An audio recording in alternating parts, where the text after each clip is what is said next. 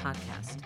I'm Susie Kahlich, the founder of Pretty Deadly Self-Defense. And I'm Kate Lismer, a writer, traveler, mother, and expat.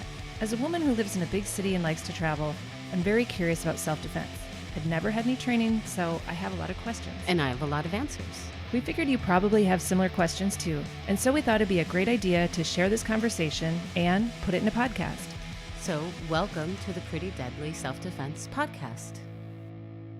I have a daughter, and she's only 3.5, but as I'm watching her grow up, I know that there are going to be a lot of things that I want to teach her about the world, and not to create an environment of fear, but just of awareness and self-protection. And I think parents with daughters of any age, or sons too, you want to tell them as much as you can that they can be prepared for certain situations. So today I wanted to talk about, what things that we can tell our daughters, older daughters, maybe who are going to college or who are going on a camping trip for the first time, or maybe they're doing something that, is going to leave them with a lot more independence, but maybe less experience. Right. So what can we teach our daughters before they go into these situations? It's funny that you ask this because my teacher, Chadwick Minge, in New Orleans or Covington, has just dropped his 2 daughters, Claire and Michaela, off to college. And I can only imagine what kind of advice he gave those 2, who have also grown up in the dojo and they're quite accomplished martial artists, but still, yeah. So hi, girls, if you're listening. What can we teach our daughters? I think one of the most important things to teach our kids in general, and especially daughters because of our socializations, is the power of belonging and the power of exclusion, and how those things can sometimes be manipulated in ways that wind up with girls especially being hurt. There's a lot of pressure at school, at universities and colleges for kids to either join a fraternity or a sorority or some kind of group, but to fit in. And you're starting life new. Your parents are gone. You get to redefine everything if that's what you want to do, and explore, and not even redefine, just explore what are my possibilities of definition. And we want to experiment and we want to discover what the world has to offer us. But we also want to fit in because it's scary. And we want to find friends and support groups. And that's where sororities and fraternities often offer those things. And I actually never joined a sorority, and they didn't exist in my college, so I don't really know what else that they offer, apart from what I see in like slasher films. So, no. No sororities for me. But I think it's important to teach girls the strength and the power to walk away from something that doesn't feel good, even if they're being threatened with ostracization. So being pushed out of a group. Being pushed out of a group, it hurts, and you feel like you're the only one in the world now, and you have no friends, and maybe you don't mean anything or whatever it is. But there's almost 8 billion people on this planet. You will never be alone. You can always find another group of people. Because if you are with a group of people that makes you feel unsafe or encourages you to put yourself in unsafe situations that you have an instinctive knowledge, or knowledge that your parents have helped you learn, and that goes against that instinct, don't do it. Don't betray yourself, ever. Right. So betray your own learning. So we want, I think, daughters to feel strong and valid and independent and empowered, of course. And a lot of that comes down to saying no. The power of no. It's a great, great thing just to say no, and to practice saying no to really simple things. No, I want to stay home and study tonight. No, I don't want to go out to that party. Mm-hmm. and it's okay to change our minds as well, which can be applied to things like, no, actually, I don't want to major in biochemistry, or no, this party seemed like a good idea, but now it doesn't. Right. Being able to walk away. Yeah, being able to walk away. Again, we talked a little bit about the word no in an earlier episode, and I just can't stress enough how important it is that people practice the word.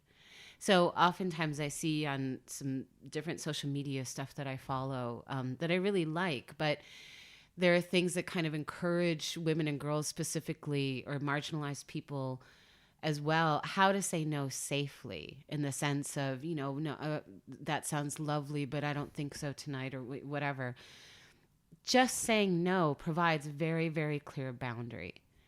So I think we also want to teach our kids in general, girls specifically, that having clear boundaries, being able to define those boundaries and articulate those boundaries, helps us have healthier relationships, because then the other person knows what to expect and how to behave, and you know what to expect and how to behave. Boundaries shift and change over time, and that's okay. But understanding where they are to begin with is important. And as a younger person who doesn't have the experience, as you pointed out, boundaries might start out a little bit bigger, just for a little extra safety, and that's okay. It doesn't make you stuck up or a prude or cold or whatever the kids call each other these days. It's I have no idea, but it's you are in a really huge learning period of your life. Every limit at this point is to be tested. This is part of what your experience in life is right now, and that's totally normal and totally okay. You can test it in a safe way. You will be encouraged to test it in an unsafe way. You will be tested in an unsafe way. Yeah, you will be tested in an unsafe way. First, define what's safe for you in this moment. Check in from time to time. Is that still safe? Is it unsafe now? Can I relax that one a little bit, or do I need to reinforce it a little more? All of those things are good things to do. Find out what your safety is, define your own boundaries, articulate them. I think this is a great exercise for parents to do with their kids before they go off. I was going to say, a lot of this you can start really young, and things that, the older they get, you can really have more conversations about this and practice say no at home. Have, working on setting boundaries within the home too. Right. And using the word no. No, I don't want to. No, I mean, with kids, it can always be tough at home when they're really little, because then everything becomes no and you can't get anything done. But encouraging the use of the word no, I think, is a fantastic thing, because it's a clear boundary. It's clear in every language. Nothing is going to get missed. When we learn how to recognize our own boundaries, when we learn what our own boundaries are, to define them, it's easier to defend them. And it's also easier to recognize other people's boundaries. Right. Because that's the next step of maturity. Right. One thing I just wanted to mention this, because it's something I'm working on with my daughters, and it's something my husband and I talk about a lot, is how to teach her how to say no. And she's 3, so she says no a lot in toddler kind of ways. But in giving her an opportunity to set a boundary, so sometimes I'll ask her for a bite of her food. So usually it's ice cream or something, but I'll say, "Hey, Zoe, can I have some of your ice cream?" No. And I always make a really good point to say, that's okay. Kind of encouraging her that, not only can she say no, but that this is, that she has the right to say no to me, and that I won't get mad at her, because for me, it's really important that she feels safe to do that with me, because then I feel like she'll feel safer to do that with other people too. Exactly. To say no, and that's okay. And also, thank you for making that clear. Right. Exactly. And I think we somehow have turned the word no into being this horrible, really aggressive thing, but it's not. It's no. It's a boundary. That's all it is. Right. Please don't cross that line. Mm-hmm. So going back to the question of what to tell our daughters as they go off to university, sit with yourself or with your parents if you need to, or with your friends if that feels better. Find for yourself what's safe for you right now. Define that. Write it down on a piece of paper. Make it easy for yourself. Where are your boundaries? What do you allow and what don't you allow? Practice saying no instead of all the ways around no. Say actually no. Not actually. Don't say actually no. Just say no. Right. And then check in with that from time to time as you grow and as you change, and understand that if a bunch of kids at university suddenly decide that they don't like you for whatever reason, that's okay, because there's a bunch of other kids. Right. I think that's really good advice. And it's, like even in a lot of these episodes, it's not like you're going to tell parents like, oh, you need to give your daughter like these 3 moves for a frat party. Like it's not always about physical self-defense. A lot of it is mental preparation. And I think for women, that really does start with boundaries, and that starts with verbal communication and with knowing who we are and what our boundaries really are, so that we can communicate them. Exactly. Also, don't drink too much.